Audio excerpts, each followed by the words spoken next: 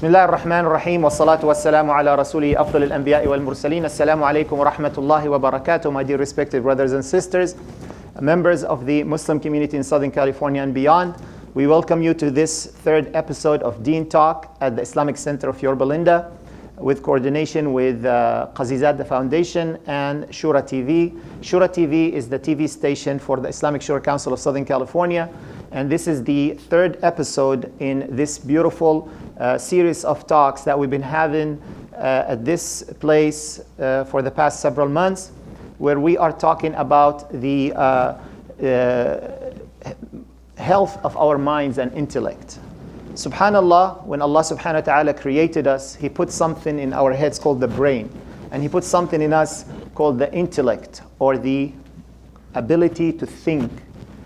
And nowadays, maybe the most hot word in the world is what we call it AI. You've heard about AI? Artificial intelligence.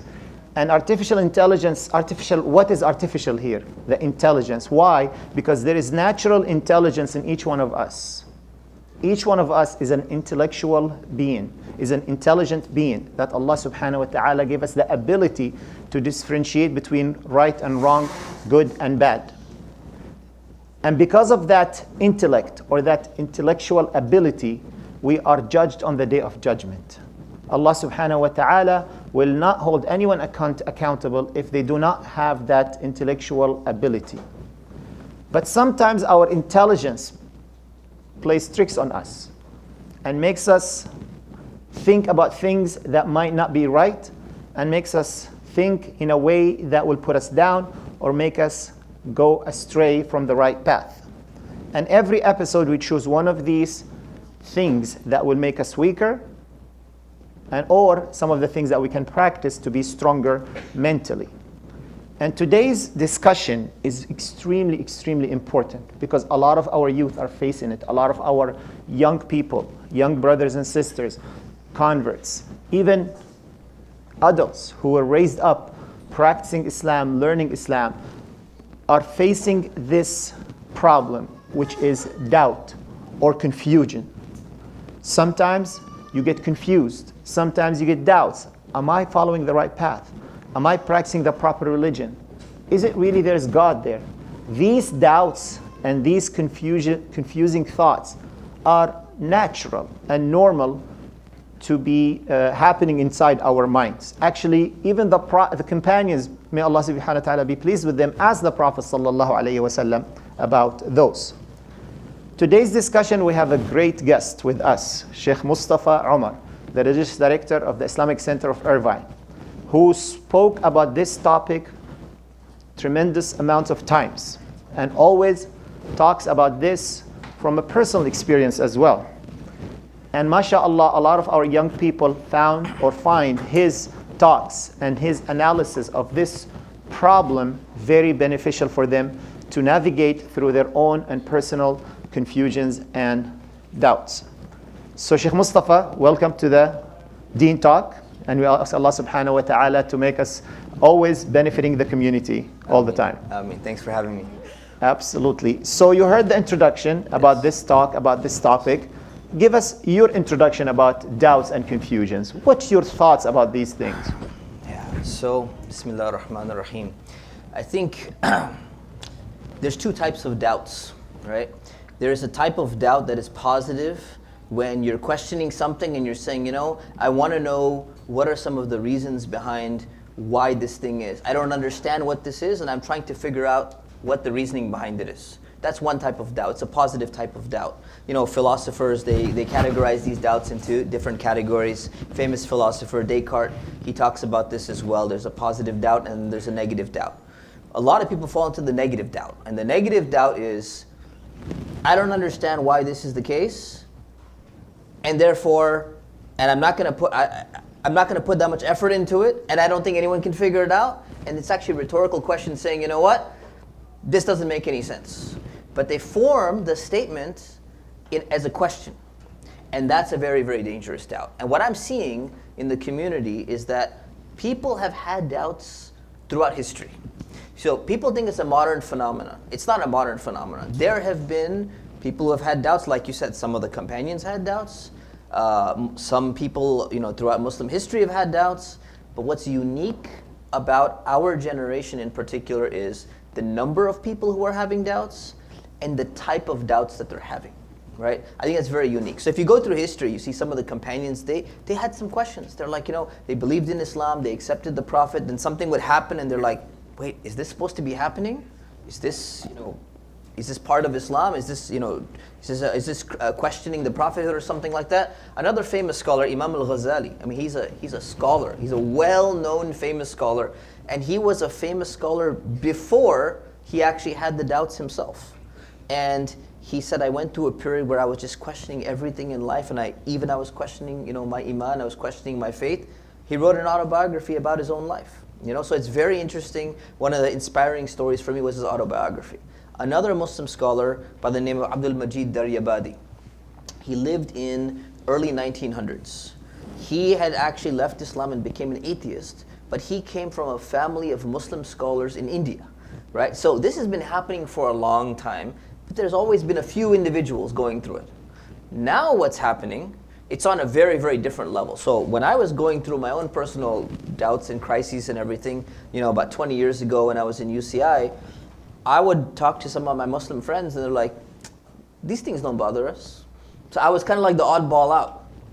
Now I'm not the oddball. I mean, what I was back then is actually the norm. It's become the norm now. And you combine that with what we have nowadays, what I call it arrogance, high ego, that if my mind cannot comprehend it, it doesn't make sense. Yes. And that's another problem we have among your generation. And this is a huge problem. There's two problems. And during my time, it was the ego, and it was also a lack of access to mentors and resources.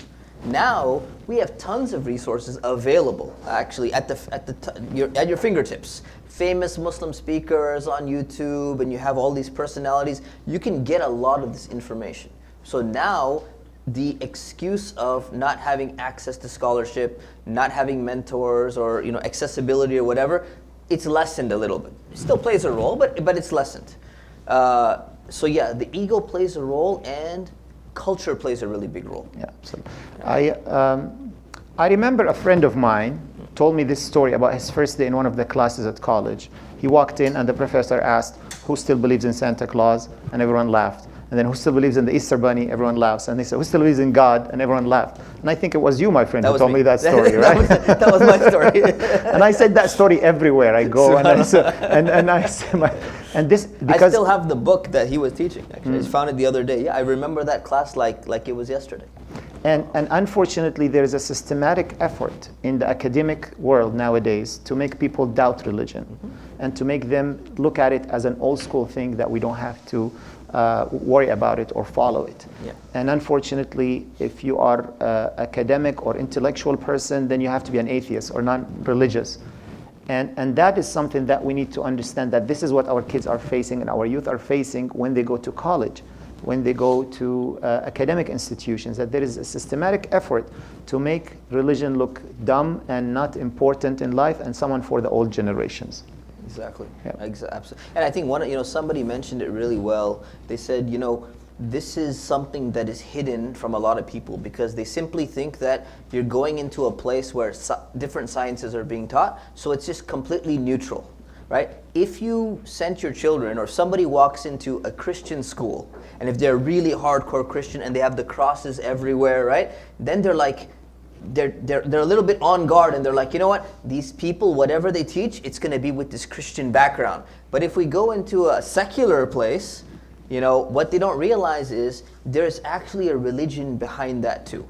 It's called secular liberalism, right? It's a type of philosophy that's there, and it has a very anti-religious element to it. It has a very anti-Catholic, anti-Christian element to it, mocking religions, all of that stuff. And people don't classify this as a religion. They're just like, religion is here, and all of these sciences have nothing to do with any religion whatsoever.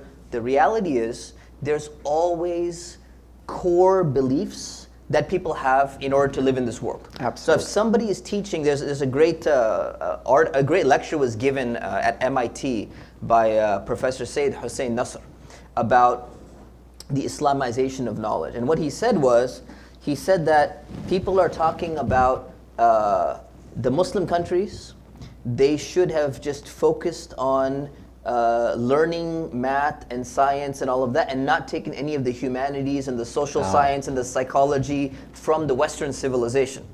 And he says, I disagree with this idea. And it's a very interesting point. He says, if you teach math, even when it comes to mathematics, there's still a fundamental beliefs about the world that come into play, even in something as secular as math. And he says, you take any mathematician from the Muslim world, Islamic golden age, and you find that when they begin their books on algebra, Jabir ibn Hayyan and all that, people invented algebra, they have a very clear-cut worldview. The introduction is about God made these numbers make everything fit, everything comes in. And you present that, the opposite, you teach another subject, and it has a completely different philosophy, but you can barely detect it. And that's the danger. People don't realize that there's always an underlying philosophy behind any science, some worse than others, but it's always there. Yep. So let us share with the community and the audience. First of all, even Prophet Ibrahim alayhi salam in the Quran had kind of, I don't want to doubt, but he wanted some confirmation. He said, oh Allah, show me how you create the dead. And Allah subhanahu wa ta'ala asked him, did you not believe? You're not convinced? He said, yes, but I just want to confirm my faith and conviction. So the first question, if you ever have doubts, if you ever think that you're confused about your faith, what does that make you? Am I a bad person? Am I not Muslim? What's your thoughts on that? If someone comes and tells you, I'm having those doubts, what's the best approach as a parent or as a self, telling yourself about these doubts? What's your thoughts on that? My thoughts on this are, doubts always start off as questions. And the questions are sometimes intellectually motivated, and sometimes they're emotionally motivated, and we don't realize that they're emotionally motivated.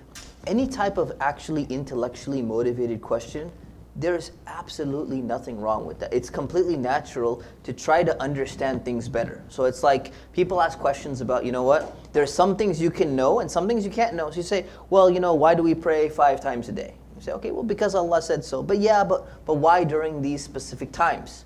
You say, well, we can kind of understand that the prayers are split out throughout the day. If you're saying, I'm reciting Surah Al-Fatiha. Okay, well, what is the meaning of that? What's the reason why we're reciting that? Or we say, the first verse of Surah Al-Fatiha, Alhamdulillahi Rabbil Alameen. Praise belongs to Allah, the Lord of the worlds. So you say, well, why does praise belong to Allah? Why does Allah deserve praise? That's a question that I want to know, on what basis does Allah deserve praise? These are questions which sometimes can be phrased as intellectual questions, sometimes they can be interpreted as doubts, but when they're trying to gain a better and deeper understanding of something, there's nothing wrong with them. Intrinsically, it's a motivating factor for you to increase in your knowledge. So a parent who had such a question from his son or daughter should not freak out. Don't panic. Number 1, don't panic, don't freak out. Number 2, before I even say the third one, don't give the wrong answer. Okay, I see this from so many parents. They're like, I got this. And they give some explanation, and it's like, you didn't study this. It made it worse. Because your explanation may not be the right or even a good explanation. And what's going to happen is that kid is going to think automatically like, this is the one and only explanation, and it didn't make any sense at all to me. And then they're going to be like, so this religion doesn't make sense because the answer that I got doesn't make sense. So if you don't know, you should follow, there's 4 madhabs in Islam, you follow the Maliki madhab. Imam Malik was asked like 30 something questions, and so every single one of those questions, over 30 questions, they asked him, he said, I don't know. They asked him another question, he said, I don't know. They said, we traveled all the way, we traveled like 1,000 miles away on camel to get here. And you're telling us you don't know? What should we tell the people when we go back to our people? We came to the greatest scholar like in the whole Muslim land. So what should we tell him? He says, tell them that Imam Malik doesn't know. Simple as that. Simple doesn't know. So if you don't know, just simply say you don't know. Don't make up something. Right? If you've studied it, if you've attended a class, you've studied with a scholar, you've really read a proper book and you know an answer, okay, go ahead. And if not, you can say, you know what? So number 2, don't give a wrong answer. And number 3, don't shut the question down. You can say, you know what? That's an interesting question. That's something that, we should try to figure that out. And let's go and ask a sheikh. Do not ask Sheikh Google, right? This is not the sheikh to go to, and you do not ask Sheikh GPT either, right? So people are like, well, the Google was the old thing now. I could just ask Chat GPT, and I got my upgraded to 4.0, and I'm at 4.5 or whatever, and it's going to be able to give me a good answer. It's not going to give you a good answer. GPT is not a sheikh, he's a mufti. He's been one level up, right? One level up. It's not going to give you a good answer. By the way, since you brought up AI, ChatGPT is extremely biased. Just ask it, what is the Islamic stance on LGBT? You're going to get a lecture back. It's literally going to insult you and say, why are you being disrespectful to people, and you should reinterpret that. I'm like, what in the world? So yeah, be very, very careful who you ask. So if you got a question, say, well, let's try and figure this out. We can try to maybe consult some scholars, maybe videos online about it, or we can go to our, someone who's specialized in this field locally, and we can get an answer. So number one, the question is normal. Validate the idea of, hey, it's perfectly fine to ask questions. Some questions we can figure out. Some questions, it's maybe we're not able to understand everything in the world. Don't give the wrong answer, and don't shut down the answer and say asking a question is bad. Because I'm telling you, I know this happens. I hear it all the time. Yeah, absolutely. It happened to me when I was growing up. And I can tell you on a personal level, it is extremely frustrating to be shut down and to feel like the fact that you asked a question, like there's something wrong with you for even asking the question. Like, what's wrong with your mind? So you're being told that something's wrong with your brain because I don't ask that question. Something's wrong with you, not with the question. Yeah. Right? And that's a problem. See, in the Quran, it's teaching us that it's okay to ask the question. Even the angels asked and questions Allah's decision to create Adam. Why would you create someone who would create mischief and spread corruption on earth? Allah says, I know what you don't know. So do not get upset if they're asking the question. Do not get upset if you don't know the answer, right? Sometimes, by the way, a simple answer on why is it good for you is helpful. For example, if son, why do we pray 5 times a day? Instead of saying, why did Allah say that? I'll tell you, what, how did it help me in life? How it gives me peace? How it makes me a better person? And then let's go talk to someone who knows the proper answer that will give you a justification. And make sure that you do not use the same answer that was used for you when you were a kid. These are sometimes don't work. I'll tell you a story, funny story, that happened with one of the Sheikh here in Southern California. A man came to him and told him, I want you to convince my son not to have a girlfriend. So the Sheikh remembered a story that happened with the Prophet ﷺ when a man asked him to practice zina. So the Prophet ﷺ asked him, would you accept this for your sister? He said, no. Would you accept this for your daughter? He said, no. Would you accept that for your mother? He said, no. So that's how other people don't accept that for their relatives. So the man got convinced, the companion got convinced, and he said, I'm not going to practice zina. Now the Sheikh wanted to do the same technique with this young man. So he asked him, you have a girlfriend? He said, yes. Would you accept that for your sister? He said, yes. Story. Now he cannot do anything about it, right? So we have to understand the culture of the young people and what they're going through to give them the right answers for their questions. So that is number one. Now, when someone goes through doubtful thoughts from your maybe personal experience, what provokes that? I know you said intellectual and emotional, but what circumstances, what are the things that they go through in life that makes them question Islam or question God? So there's a fantastic paper that's written by Yusuf Shuhud. He's a researcher. He was at USC before, and he talks about causes of doubts among American Muslims in particular. What's his name again? Yusuf Shuhud. Yusuf Shuhud. And you can find that online? This is the first paper that Yaqeen Institute ever published. Beautiful. It set up the rest of the foundation for whatever else Yaqeen is publishing. Beautiful. If you can go to Yaqeen Institute, research it, Yusuf Shuhud, a paper on what causes doubts in the Muslim American community. Causes of doubt, basically. Causes of doubt. Shuhud is spelled with a CH. Okay. Yeah, Shuhud. So it's a fantastic paper, and what he did was he surveyed, I'm going to tell you my experience, which is exactly in line with his survey. He surveyed imams across the entire country about all the cases that they get, and then he summarized it and he categorized all the type of doubts and everything, and the conclusion was very interesting. The conclusion was the overwhelming majority of doubts are not intellectual based, they're emotional based, meaning some emotional event took place, which people have all type of intellectual questions. So the intellectual questions get raised due to some emotional, traumatic situation that they go through in their life, and it turns into a doubt, right? So there's a question like, why does Allah cause, bad things to happen in the world or something like that? It's an intellectual question. People ask questions like that. But then all of a sudden, if your uncle dies and you were very, very close, now all of a sudden this was a question, and now this all of a sudden becomes the primary. You had 10 questions. All the other 9 questions don't matter anymore. Yes. This one grows and becomes the only thing that matters in your life. And now what you don't realize is you think that it's an intellectual question that this is something that's been bothering me for a long time. What you don't realize is the emotional impact or the trauma that you're going through has actually exacerbated the impact of this question in your own psyche, in your own mind. And that's very important. When I read that, I was just like, this makes complete sense in my own story. It makes complete sense in all the people that I've been speaking with, all the people that I've talked to. This is really one of the underlying causes. So, and there's a new paper that Yaqeen just came out with. Dr. Uthman Umarji and Hassan Alwan, Dr. Hassan Alwan as well. It's basically about this idea of your image of God is based upon the image that you had of your parents and your parental upbringing. So if your parents were always policing you in a very rough way, and criticizing you and saying all these things, you grow up and you think that you think that Allah is like this cosmic cop, right? Just policing everything around, and you don't focus on all the other attributes of Allah. But if you grow up with a very understanding parents, very good environment, everything, very minimal turbulence and everything, you have a completely different conception of God.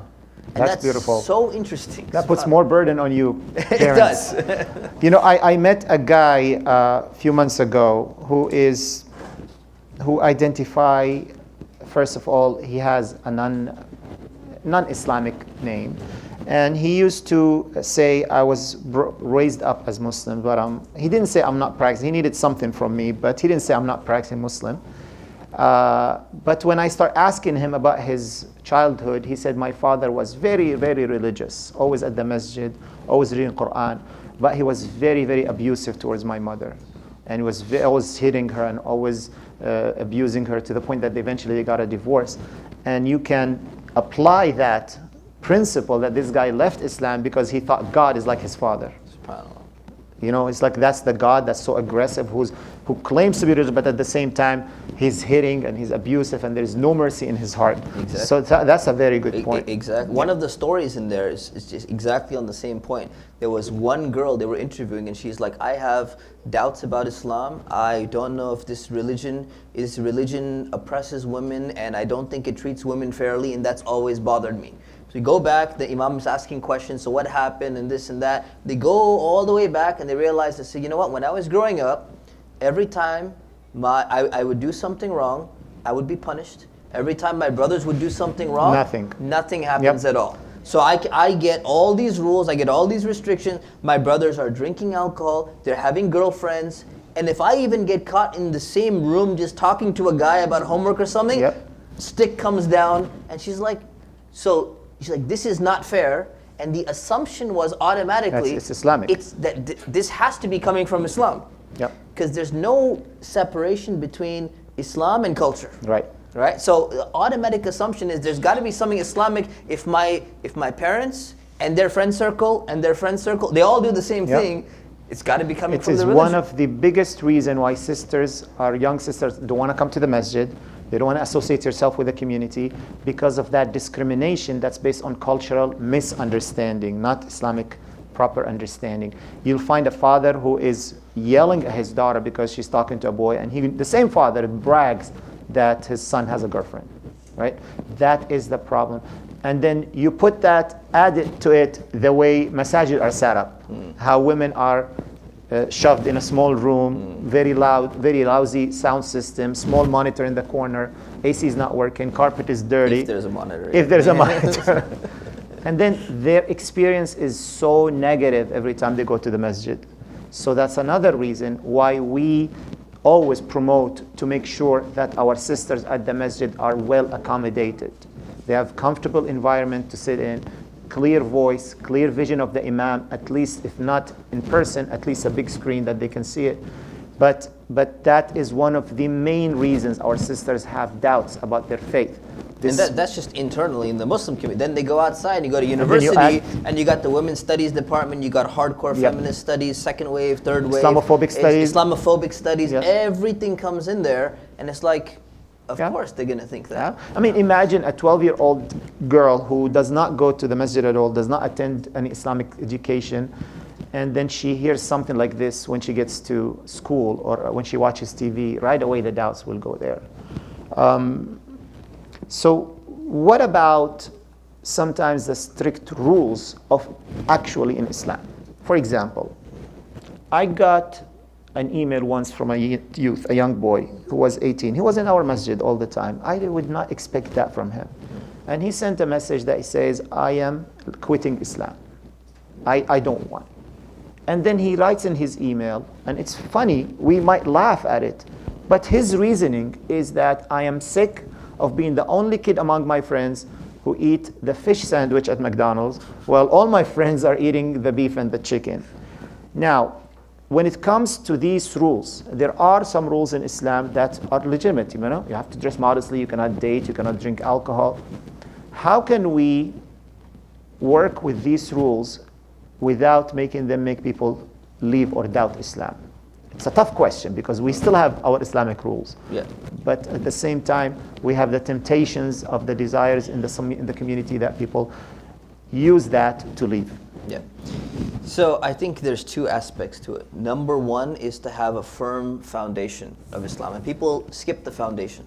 What happens is the Islamic education is usually... What's haram? No, before even that. No. Learn how to recite the Quran. Number one priority. Once you finish reciting the Quran, we're going to learn some basic halal and haram, and that's it. There's no reflection on it.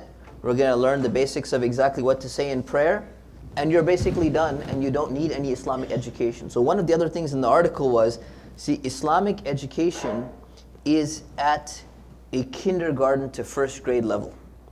And then what happens is when you encounter an anti-Islamic attack by any article in your university or even in high school or something like that, it's a high school, college level attack. So basically you're facing off two things. You're facing off a kindergarten level understanding of the religion, and many Muslims, they just automatically think, well, I'm Muslim, so I know my religion. Right? And they think that, well, I should be able to, read other books, and I should be able to understand what are the inconsistencies in these other religions because I know my religion, but they don't really know the religion very well. So this is problem number one, having a solid foundation of why do we believe in the Quran? Why do we believe in Allah? Why do we believe that the Messenger of Allah, peace be upon him, is a real prophet? Why are we supposed to follow what he says? Why do we believe that Allah knows what's best for us? Having all of this foundation establishes in social science what's called the principle of charity. Principle of charity has nothing to do with money.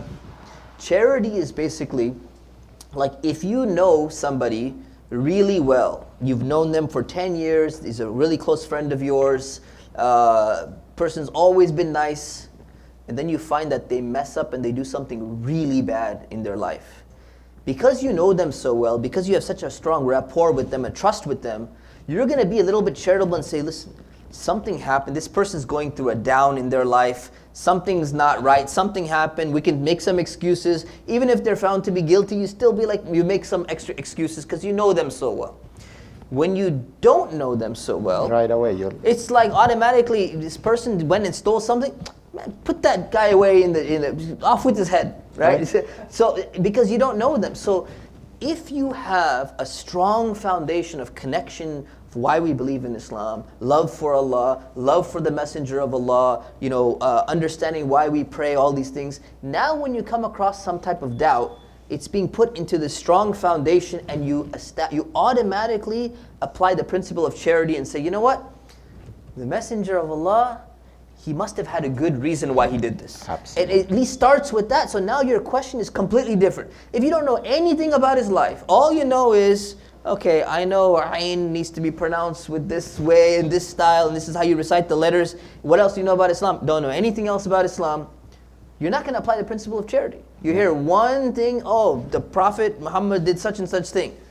How could he do that? Yeah. Why would he do something like that? And then now you accept the entire framework and narrative and spin that you encounter in the first place. Right. So the first thing is having that strong foundation. And that's what the Prophet did, as Aisha radiallahu anha told us. He did not come and start giving rules, what's haram and what's halal. He spent 13 years building the faith in the hearts of the people and the knowledge of who Allah subhanahu wa ta'ala is. Imagine for a little bit, if you learned that Allah is Al-Hakim, the most wise, and Allah is Al-Adil, the most fair and most just, and Allah is Al-Wadud, the most loving, and Allah is Al-Alim, the most knowledgeable. So He's knowledgeable, He's wise, He's fair, He's loving. Any rule that comes to you that says this is haram or this is halal, it's coming from someone who's wise, fair, loving, and knowledgeable. So your automatic response to these things, even though if you don't understand it, there must be something good in it for me, right?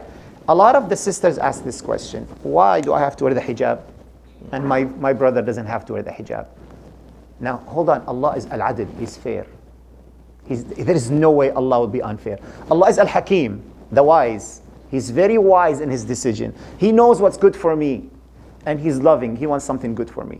So if you put these 4 foundational knowledges in your mind about God, when you ever have this doubt or this question, it will make a big difference in how you receive it. Does it make sense? Absolutely. So, and that exactly brings me to the second point. The second point is to reflect upon the wisdom behind why Allah made these rules. And when you come with this foundation of knowing these 4 things, when you try to understand, say, okay, well, this is a rule, I'm not understanding this rule. If you remember these 4 attributes of Allah, you say, okay, now I'm willing to have some self-introspection and say, what am I missing in my understanding of why I can't understand this rule? If you don't have these principles, you don't have this foundation, automatically you're going to be like, oh, this is the rule? This doesn't seem fair. yeah. It can't possibly be my misunderstanding. The rule has to be the problem, right? So you can't have that self-introspection. You can't have that self-criticism because most people, they already have kind of settled upon their own understanding of reality. They're like, well, I have my own understanding of what is the status and the role of men and women in society. What are the biological differences? What are the stereotypes we need to break down? Whether gender is fluid or relative or all that stuff. People kind of already have these notions that start to get fixed around, in their 20s or whatever it is. And then if you come across a rule which is opposed, sometimes even diametrically opposed to whatever that, whatever that that thing that you believe, you got 2 options. You either sit there and say, nope, this rule is completely wrong, and we need to somehow twist it around, reinterpret it, because it has to fit into what I believe about the world, the philosophy that I've already settled on. But if you already have this foundation, you have this understanding, you have the principle of charity, then you say, wait a minute, let's just look at this. It's possible, maybe Muslims misunderstood what this actual rule was. And it can happen, right? There's a minority opinion. Sometimes Sheikh Ibn Taymiyyah and Ibn Hazm, they come with an opinion, that the other scholars have not said, and this could actually be the right opinion, and sometimes I even, favor that opinion, some scholars go with that opinion. You say that's a possibility, but there's usually a greater possibility that my understanding of something is wrong. Let me start with that first, right? And that's a very good place to start. And that's where we have to be humble. That humility. Our intellect is not an unlimited capacity or capability. Sometimes if I don't understand something, does not mean it's wrong. It just means I'm not able to understand that.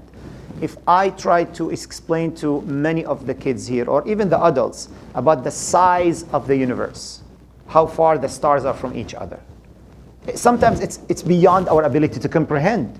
Doesn't mean it's not true, right? Doesn't mean it's not true that it takes 300 million years for the light to come from one star to us. What does that mean? I cannot fathom what does that mean, right? Does that mean that it's not true? It means just my mind is unable to comprehend that. Many times we try to explain things to our kids and they cannot understand it, right? So doesn't mean it's wrong. It just means they're still young and their mind is still not able to comprehend it. Humbleness, that it might be me who's not able to understand it, a very key point. So we're going one by what are the reasons of doubts or people have confusion about Islam. Another reason, before I ask you to add any other reason that you know of or you went through in your life. Another reason that I saw personally is sometimes we have too much interaction with, especially for our kids, with other faith groups. We are promoters of interfaith work. We always try to work together with other religious institutions to do something good, to promote understanding, to promote goodness in the society. But there is something I noticed, that when we have young kids who are very impressionable, be placed in these interactions, sometimes they look at the other and they'll say, hold on, why they're cooler than us, why they're cleaner than us, why they are kinder than us, why they don't yell, why they're always smiling, why is the imam or their pastor looks better than our imam, why, all these questions. And some of these groups have, unfortunately, ill intentions to put some seeds of doubts in the hearts and minds of our kids when they are interacting. So my question is, do you think there is any limit or any regulations to that kind of interfaith interactions when it comes to young people? 100%. Absolutely. This is exactly what I've seen as well. And I think it's very important that people need to establish their foundation in Islam before they start going out. So number one, being exposed to even just interfaith groups is one thing. There's this automatic assumption that a lot of people have, even adults, but even when it comes to their kids, but when it comes to themselves. And I get this a lot. So people are like, I decided, I was the same way. When I would go to like a hotel somewhere when I was a teenager, I would open the drawer and you see Bible there. And I'm like, you know what? I'm going to read the Bible. Sometimes I was interested. Sometimes I'm going to read the Bible to show that this is not correct. I'm going to be like Ahmed Didat and Zakir Naik, and I'm going to disprove this. I'm going to talk to my friends and everything like that, because the assumption is I know my Islam really well, and I can just simply disprove this. So when it comes to the Bible, usually it's not such a big deal or something like that. But one of the issues with me was, same thing happened, but it happened with atheism. So I'm like, I'm going to challenge this atheist professor. Watch. I want to get the book and I'm going to show him that his religion is wrong based upon what? The false assumption that I know my Islam. I already know my Islam, so I'm going to read about the other religions to disprove them, assuming that I'm weighing this with this. But guess what? I had never read a book on Islam. So I'm reading a book on another religion. I've never read a single book on Islam in my entire life. How is that fair? Yeah. It's not. Yeah. Sunday school education doesn't count as a book on Islam. Oh, absolutely. It's completely different. It's a you need third, a book fourth, on Islam to face Sunday school education. Exactly. It's not going to cut it. So this is So there is nothing wrong. In fact, it is natural for especially younger kids and younger generation to be protected from outside ideas. And I think what happens is I hear this a lot from parents, but we want them to interact and we don't want them to be isolated and we don't want to keep them into a bubble and this and that. There's a difference. There's a big difference. There's a difference between, putting your children in the middle of a war zone and teaching them about war. They're not the same. Or you could say that there's no such thing as war, and then they're going to find out that, hey, people kill each other, whatever it is. Or you could be, that's one extreme. Second one is, put them in a war zone because they're going to have to learn it anyways. No, isn't there a third option? The third option is you teach them. Yeah. LGBT is a perfect example. It's like, I've been teaching my kids since they were 4. Why? Because I know what they're going to be going into. So people are like, you're crazy. Why are you doing that? Opposite is, no, we're not going to teach them. We're going to teach them. We're going to completely shelter them. We're going to pretend like this doesn't exist at all. And what's going to happen is they're going to encounter it somewhere else. Mm-hmm. And then their foundation is going to be set by somebody else. And this is the key, is having somebody else set your foundation. Oh, that's so you put these kids in an interfaith thing, and they talk about whatever principles they want. They're going to quote some verses. They're going to say, oh, but your prophet does this, and oh, your prophet does this. You didn't do a single class on Sirah. You don't know anything about the prophet, and they get to be the first people to talk to your kids about who the prophet is. Yes. And they set the foundation, and now you come back and you're doing rehab. You know, you're Too doing late. emergency life support, Yeah. and whatever you tell them, it's gonna be going and fitting in the foundation that was already set for them. It's an excuse rather than giving information before that takes place. A very nice analogy once someone said, you know, the birds do not kick their chicks out of the nest right away. They wait till they have strong wings to fly. Yep. Make sure that your kids have their strong wings before they fly into these kinds of interactions, before they go. I go once a semester to a Christian high school. Every semester they ask me to go and speak about Islam. A Christian high school. Now guess what? Before I go, what they did? They already studied about my Islam. They took a whole week about Islam. They studied about their own religion. They studied about their religion for years, since their kindergarten in Christian school. So when I'm going there to talk about Islam, I see them ready to defend their faith. Because they ask me about my thoughts on Jesus alayhi salam. I say, as Muslims, we believe that Jesus, like you, in this and this and this, but we disagree that he's not divine, nor he died on the cross.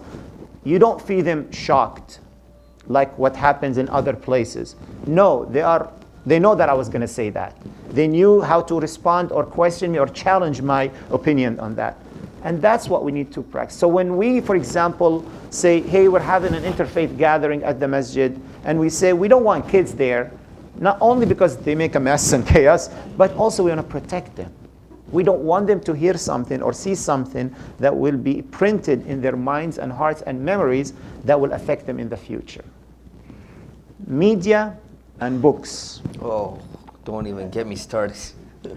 A lot of us love our kids reading books, right? We tell them, read and read.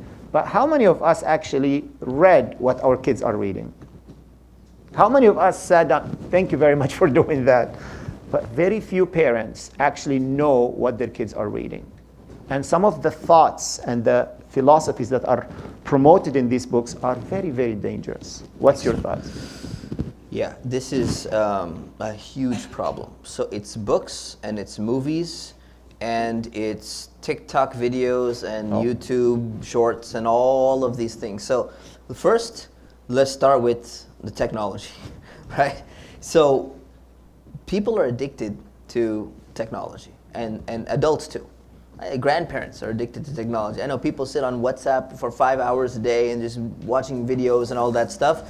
So it's become like a tool you just give to your kids, and it's basically like an unlimited, just here, go anywhere you want, go on any video you want. And there's a famous business consultant, he was talking about this. He says, basically, you're getting a hit of dopamine every single time you're going on a video. You're basically saying, his analysis was, you're basically saying, here's the liquor cabinet, open the door and say, just take whatever you want, you know, you can go with the whiskey, and the kids grab a whiskey or something like that. So that's how dangerous it is when it comes to technology. So we got to be extremely careful just about the effects, regardless of the content.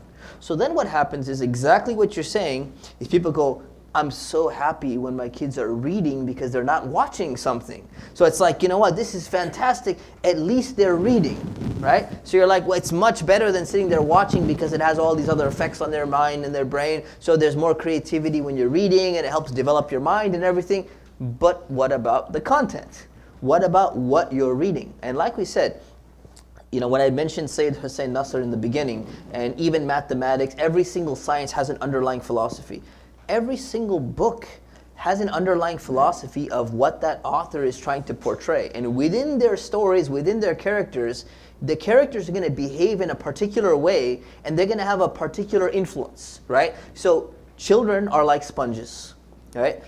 Even adults, they copy influencers, right? They want to copy their rock star, their rap star, their celebrity. If some famous model or celebrity goes and buys a Gucci bag, purse or something like that, so many women will be like, I want that Gucci purse or whatever. There's no endorsement, by the way. There's not an endorsement. This is not Yeah, paid yeah, yeah. commercial. This is just an example. It's like,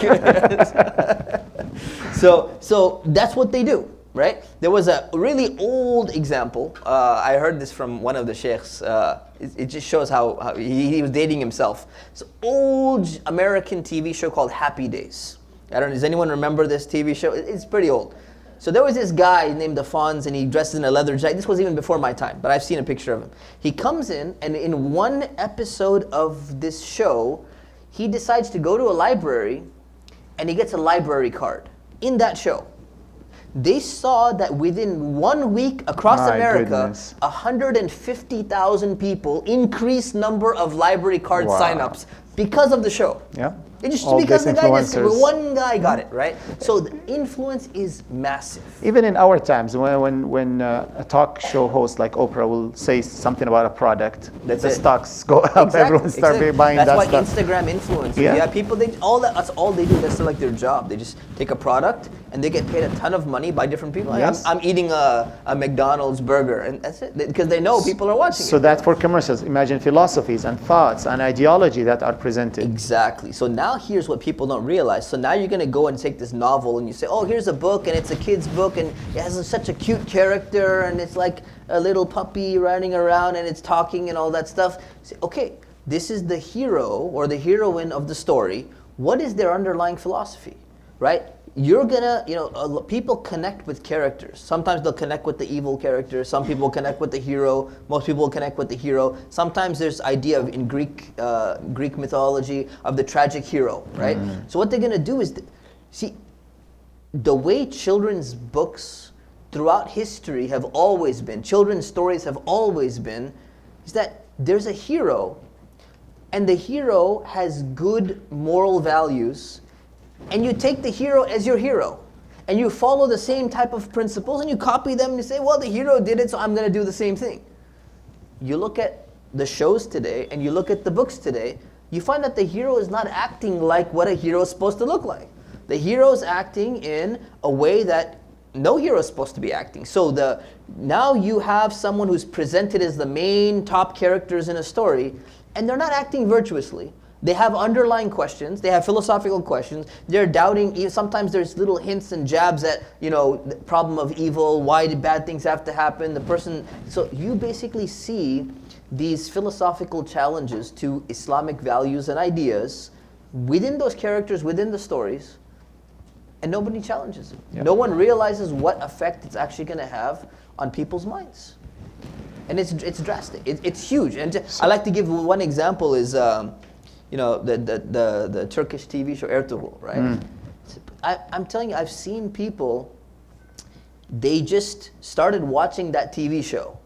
They don't go to Islamic lectures. They don't go to the masjid. They finally get to watch an Islamic TV show which actually has like good values, and it's a very magnetic show. People fall in love with the characters, and then they start dressing like the characters. It's kind of like a Game of Thrones, but Islamic version. They're very, very interested in it. And all of a sudden, they start coming to the masjid. Yeah. And they start saying, I want to pray more. And it's like, you didn't learn anything. You didn't take a class. You didn't listen to a lecture. You didn't do anything. It's a show. You disconnected from all the other stuff that was sitting there, filling your mind, and you didn't realize what effect it's having on you. Disconnection, number one. Reconnection with something which has a completely different worldview. Automatically, it shifts your entire paradigm. Yeah. And people just don't realize how serious that is. So we can talk about the causes and we can talk about the sad situations for hours and hours, but we don't want to let you go hinged without closure or without solutions, without positive ending at this. Since we sound like someone who went to train how to fly a plane but never learned how to land. And if you go to flight school, never tell them as a Muslim, I just want to learn how to fly. I don't want to learn how to land. They will call the FBI right away on you. So never say that. But we don't want to end this show without, or this episode without finding out what is the positive note. What brings people back to Islam, or what makes their faith stronger and takes away their doubts after going through all these influences and effects that they're facing in life? How can we help them in that? And how can we keep the doors open for them to come back and become Muslim again, or strengthen their faith again? From your experience with people, with yourself, with the people you read about, with youth that you dealt with, how can we make sure that doors are open and the chances are still there for everyone to have strong faith again? So there are several things. One of them is if someone is very, very far and they're very closed to even considering thinking about their life, changing their life or whatever it is, you can never change a person, right? But sometimes what will happen is, and you're like, well, why won't this person wake up? Whatever they hear, I'm sending them lectures, whatever it is, they're not in the mental state at the time. Allah sends certain wake-up calls. He sends certain alarm clocks your way. Some tragic event happens, you lose your job, marriage gets messed up, you get into a car accident, something happens, and then it triggers something, and you'd be like, you know what? I was just sitting on autopilot, enjoying my life. I thought none of this, I don't need to think about anything else. This is an opportunity for people to wake up. So one of the things that, if you're helping your friend or your family member or something like that, you have to sometimes just be patient. If you've tried to convey the message of Islam, you're like, come on, let's go to the masjid. They're like, no, I don't want to deal with the masjid. I don't want to go, whatever it is. It's okay, I'm going to give it a break. But what I want to do is I want to let you know that the door is always open. If you have a change of heart, if you have a change of mind, you decide, hey, you ever need help, no matter what you're doing, no matter how bad it is, I'm always going to be here. And then if something, you don't pray that something bad is going to happen to them, but something happens to them, and all of a sudden they're going to run to anyone who is able to listen to them, to talk to them, whatever it is. And many people, they come back and they're searching. And they're like, what do I do now? I realize I've not been living my life in the right way. If you keep the door open, and rather than cutting off the relationship, saying, get the heck out of here, I don't ever want to see you again, you're haram, and you just stay away from me, it's not going to help. So just leave the door open, say, anytime, we're here. And also the masjid doors should be open, not just physically. Figuratively speaking, if someone, I see them wallah all the time, we'll be praying Fajr, and someone walks in we never seen before, and mid-aged man, and tears in his eyes, and crying, and they got that wake-up call, they got that alarm or situation that makes them decide, let me go to the masjid, it's Fajr. If we do not open our arms and hearts to them, and understand that they are needing us, they're bleeding from inside. And if we only think that the masjid is only for good people, as just like we're saying, doctor's office is only for healthy people, that's not right, right? These people, when they come to the masjid, they might come with shorts, they might come with earrings, they might come with necklaces, they might come with tattoos, they might come without the hijab. And if we go tell them, get out of here, dress properly and come back, we lost the opportunity for us to let them come back. Yeah. So our homes, our hearts, our minds should always welcoming. Our masajid should be welcoming as well. Absolutely. There's adab of the masjid, but you can't always expect everyone else to know what that respect or the etiquette of the masjid is, and you teach them gradually. That's the way to do it. Yeah. So that's number one. Number two is having a good Islamic foundation in terms of knowledge. It will bring them back.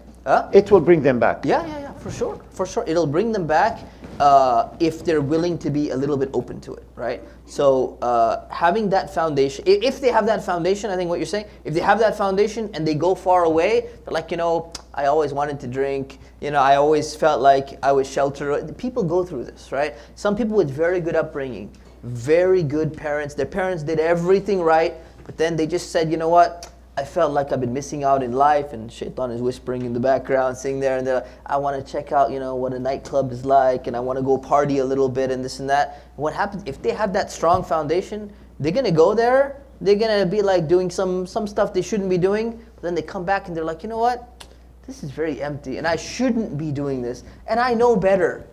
And oftentimes they'll come back because they have that foundation.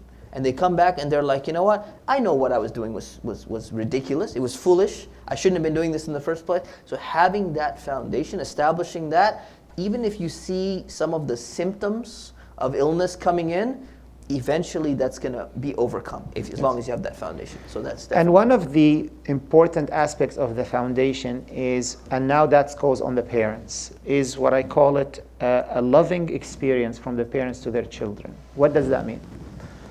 I met a guy in our masjid who came at the age of 55 to start to pray. Never prayed in his life before. 55 years old, he started praying. So I started knowing him a little bit more and find out what made him decide to do that. And I found out that a week before he started coming to the masjid to pray, his mother passed away. And his mother, throughout all his life, in a very loving, kind, nice way, tells him, please pray. Please pray. So now he lost his mother. He feels the only connection he has with her is to do the things that she asked him to do. What a beautiful memory that he had of his mother. Rather, go pray, right? No, but a nice advice. A loving father or a loving mother, it eventually will hit them at some point, whether in your life or after you depart this world. Eventually it will hit them, and they will find in our religion a way to connect with you after your passing. That's just, it's not a scientific data, it's just a personal experience that I noticed with people. There are several stories like that, yeah, so many stories like this. A lot of teenagers, sometimes we feel, especially our teenagers who have now, guys who have mustache and beards, we think they're tough and strong. They might be tough and strong physically, but from inside, they're very fragile. They're very soft, they're still children. I know a mother came and asked a sheikh, what do I do with my son? He's on drugs. He's 17 years old and he's on drugs. I tried everything. I hit him. I took away money from him. I took away his video games. I did everything, but he's still doing drugs. What do I do? So the sheikh told her, from now on, all what you tell him, that you love him. She said, love him what? I hate his guts. It's like, no, you don't. You love him. He's your son. So she went the next day, she sat down on the table and she asked him to come. And then she looked at him and she told him, son, I love you more than anything else. Now a 17-year-old boy getting that from his mom, what do you expect happen? He start crying and pouring in tears. Hugged his mom and said, I'm sorry, I'm going to try my best. And eventually he went to rehab and fixed him. But sometimes just to keep you in that love from a parent, eventually it will keep them connected, inshallah, in their faith. Any other point that you'd like us to say to bring people back, or a positive note before we open it to questions? Yeah, I'll just say that making dua for the person. And the thing is, you never know, the same way we never know an enemy of Islam can the next day turn into the best Muslim ever. We see this in our history. Yes. We see Umar ibn al-Khattab. You know, we see Khalid ibn al-Walid. Khalid ibn al-Walid. You know, we see so many examples of that. And modern days, those who waged wars on Islam eventually. Modern day, the guy who was banning, the politician who was banning Switzerland yes. minarets. He said, we don't want minarets to be constructed, and he accepts Islam. We got Sinead O'Connor, who's just, you know, rahimahullah, she just passed away. She was singing all these songs and people were like, you know, this philosophy that she's promoting, you know, shaved head for women and this whatever message that she had, you know, in her early days. It's like, you know, this is deteriorating society. And she changed completely, subhanAllah. Locally, Sheikh Yusuf Estes, who wanted to defeat Islam and became the biggest da'iyah for Islam. Exactly. So the ones who grew up in a Muslim family, they're no different. They could be somebody who has gone far, far away from Allah, and you see examples of those people, they come back and they become the best. One example is I gave of this scholar, Abdul Majid Daryabadi. You know, he came from a family of Muslim scholars. He read all the Western books. In that time, British occupied India. He became a philosophy major, became an atheist, left Islam completely. So from a family of scholars to an atheist. Then he goes, comes back to Islam, becomes a scholar, writes tafsir of the Quran, is one of the best scholars of the Quran in the last 100 years in the Indian subcontinent. You know, in the Middle East, there are so many good examples like this. Mustafa Mahmoud in Egypt, Sayyid Qutb, Sheikh Ahmed al-Qattan in Kuwait. These are known names in the Middle East that also went through that path and eventually came back and decided this right thing. So I hope you found some benefit in today's discussion, and I hope you found some good, positive hope, inshallah, because we don't want it to make sound like it's bad, but we just want to warn you of some of the things that could cause doubt and confusion in the minds of the people. If we have any questions or any comments that you'd like to share with us or like to ask, we would be more than happy to answer them, so we can, inshallah, conclude and go to Isha prayer. Any questions? There is definitely no way to control everything. What I would personally suggest is that you don't start them on media at a young age when they're not ready for that. You don't give a phone to a 10, 12-year-old kid and make them that's their phone, that they have access to the world. You just have them a cabinet of alcohol to a 10, 12 years old. You start little by little, gradually at the age of 15, 16, 17, 18. Then after that, you don't have any control. You just try to see to reap the seed, the benefits of what you put seeds in them, the seeds that you put in them, and see how that's working. Khalil Gibran is a famous Arabic Christian writer. He writes in his book a very nice analogy about how raising up a child feels. It feels like archery. You direct the arrow in a certain direction. The moment you let it go, you have no control over it. So you try your best to direct it on the right place. The moment you let go, khalas, it's out of your hand. It's out of your hand, and hopefully it will go where you want it to go. Don't expect your children to be exactly like you, because that's good for them to have some kind of deviation. But also, whatever you put in the foundations that you put for them, hopefully it will help them later on in life. If you want to add anything. Yeah, this is fantastic advice. What's going to happen, the pushback is always, but all their friends have phones. And the answer is, so what? What's going to happen to your kids? If they're not sitting on YouTube, unlimited, wherever they want to go, on TikTok or whatever, if they don't have a phone that they could just have unlimited access to, what's going to happen to them? Are they going to die? Are they going to get sick? I mean, are they going to get completely traumatized? But no, actually, what you don't realize is the amount of harm that it's doing for them, right, versus the benefit that you get. It's not worth it. Now the benefit is, it's the cheapest babysitter that you can ever get, right? It's super cheap. So in the early 1900s, the cheapest babysitter that parents could find was, does anyone know what it was? What was it? No, early 1900s, before TV. Oh my God. Okay, sorry. It was opium. Yeah, there's a generation of parents who simply gave their kids opium. Who knows what I'm talking about, right? They gave their kids opium, kid is crying or something like that, give them opium. I took a class on drugs in the brain at UC Irvine, and they showed that in the early 1900s in America, on a bottle of whiskey, they have dosages. And they say, you know what, 1 cup for someone who's 12 years old, right? You can't imagine that, that's bad enough. But then it goes, ages 6 to 12 months, 2 teaspoons or something like that of whiskey, because it would calm them down.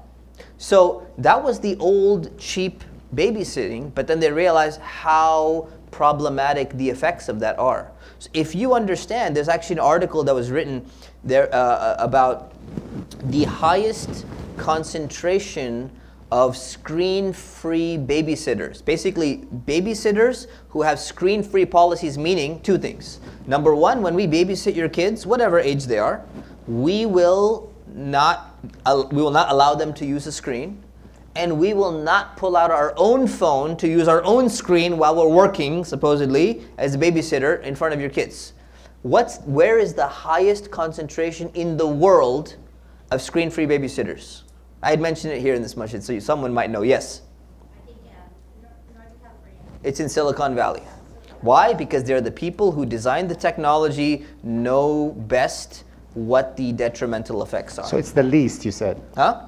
It's the highest. Highest amount of people who have the option for screen-free babysitters. Okay. Because they know how harmful it is. So they let their kids watch less. 100% less. Yeah. Because they know how harmful it is. Steve Jobs, who came up with the idea of the iPad, didn't give his own kids an iPad, right? So yeah, it's extremely important that we understand that. And if you're going to be watching something with them, right, you can restrict channels, right? So you don't simply just give them unlimited. So if it's like, if it's ASMR, and you'd be like, I wanted you to watch, if you guys know ASMR is, right? You want to watch like, some kids, they like, it's like a hydraulic press.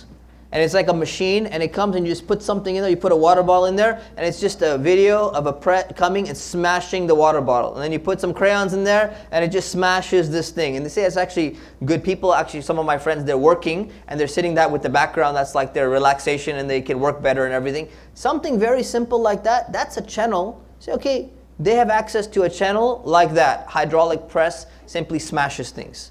But to do say, here's the remote control, I got work to do, just leave me alone right now, watch whatever you want. That is extremely irresponsible as a parent because you haven't studied the harms of how bad this is. And if you read the data, you read the literature, you will be like, subhanallah, what in the world have I done? It's exactly what the parents who gave opium to their children were doing. Okay, so I think that was the conclusion of our episode for today. We talked about doubts and confusions, the causes of it, what are the situations and the things that could create any doubt and confusion in our minds and our thoughts, in our children's minds and thoughts. And hopefully the solutions or the recommendations at the end will be something that we'll find beneficial, inshallah. One more question before we close. Go ahead. Education. So the way to combat ideologies which are against Islamic values is by educating people. So you said specifically children, you educate people. Same thing with adults. So you educate them, you teach them what these ideas are about. It's like educating children about drugs. You know, you explain to them, listen, this is what heroin is, this is how it's used, this is what marijuana is, this is what cocaine is, this is what it does to you, this is why people take it, there's peer pressure, there's this, there's that. And then when they encounter it in their life, they have a good understanding of, hey, I know what this is, I know what the harms are, I know what the techniques people are going to try and convince me that, hey, it's not such a big deal, you just smoke one joint, you're going to be okay, and it's not going to harm you, and Snoop Dogg does it, and all that stuff. You prepare them with a proper education, and then they're able to deal with that. Right? The goal is you're not, like Dr. Ahmed said, you're not going to be able to shelter anybody for a long period of time. Once they become an adult, they're going to encounter other ideas. They should encounter other ideas. Your goal is to prepare them well and give them age-appropriate education based upon their level of development. They shouldn't have to be challenged at an age when, you know, a 7-year-old or a 10-year-old shouldn't have to be attacked in a public school by one of their teachers on anti-Islamic values, like has happened in Canada on the LGBT and so many other issues. Everywhere. This should not be happening. You want to challenge something, go challenge it.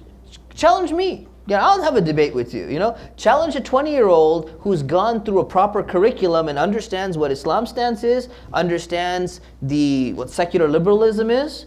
Challenge those people. But to go to a little child and to try and convert them to your ideology at age 7, that's despicable, right? So that's what we're trying to protect them from. We need to educate them to the level where once they get to the right age, now they're able to stand for themselves. That's the point. So also, one of the things that I would like you maybe Yaqeen is to, the same way we have a good answer why marijuana is bad for you, why homosexuality is bad for the community, why alcohol is bad, we need specific answers why irreligiosity, atheism, not believing in God is bad for us. So those who are asking these questions in a academic way or scientific way or intellectual way, we have an intellectual answer for them, not just an emotional answer for them. So that is something that will help in what you're saying. I can sit down and talk to you why not believing in God is bad. It will be good that we have a good specific guidelines and answer the harms of these things. Absolutely. As well. Absolutely. So we were very honored and blessed and to have Sheikh Mustafa Umar with us. Sheikh Mustafa is one of the highly sought after speakers in the United States, and alhamdulillah we have him locally here. He used to live in Anaheim Hills, 10 minutes away from us, and I don't know what happened. He decided to move to this weird city down south. So we ask Allah subhanahu wa ta'ala to give him all success where he is right now. And inshallah, we'll see you again at the Deen Talks. Inshallah. We'll have another topic for you in the future, and we'll inshallah continue this for many, many years to come. Looking forward. Jazakumullah khair. Thank you all for being here. Assalamu alaikum wa rahmatullahi wa barakatuh.